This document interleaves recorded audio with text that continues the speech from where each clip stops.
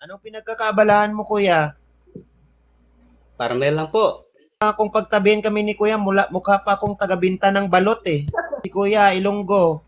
Diin kasi Negros. Bacolod. Sa Bacolod ba lang? Ay, kasagad gali magilunggo. Ano to, patatalsikin o patatalsikan? Sige, stay lang siya dyan. Patatalsikan.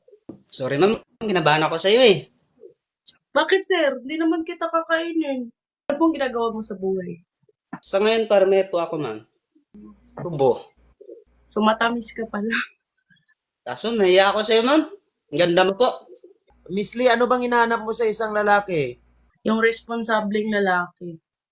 Magaling magluto. Ganun. Siyempre, magaling ako magluto. Mag-isa lang ako eh.